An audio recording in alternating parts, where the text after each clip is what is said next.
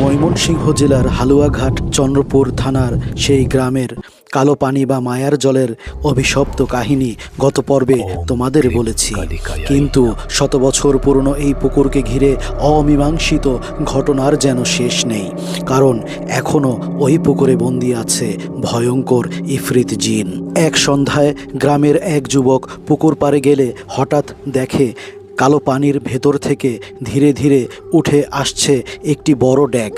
ড্যাগটির মুখ লাল কাপড়ে বাঁধা। কৌতূহলবশত ছেলেটি ড্যাগের কাছে যায় এবং কাঁপা কাঁপা হাতে খুলে ফেলে সেই ড্যাগের মুখের লাল কাপড়টি। ঠিক সেই মুহূর্তেই চারপাশ যেন বাতাস থেমে যায়, ভূমিকম্পের মতো পানিগুলো উথাল পাথাল শুরু করে। ড্যাগের ভেতর থেকে কালো ধোঁয়া বেরোতে থাকে, আর সেখান থেকে মুক্তি পায় শত বছর আগে বন্দি হওয়া সেই জিনেদের বাদশা ইফরিত জিন।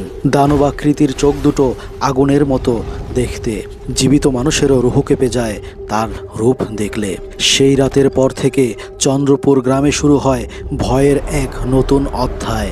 রাতে গ্রামের মানুষ ঘর থেকে বের হয় না, আর কেউ যেন সেই কালো পানির পুকুর থেকে মানুষের নাম ধরে ডাকে।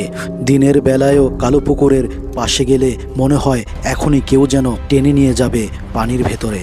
কিন্তু প্রশ্ন হলো যে ইফরিত জিন কি পুরোপুরি মুক্ত পেয়েছে, নাকি প্রতিশোধের আগুনে জ্বলছে? কি হবে গ্রামের মানুষের সাথে জানতে হলে আমাদের চ্যানেলটিকে সাবস্ক্রাইব করে আমাদের সাথেই থাকুন।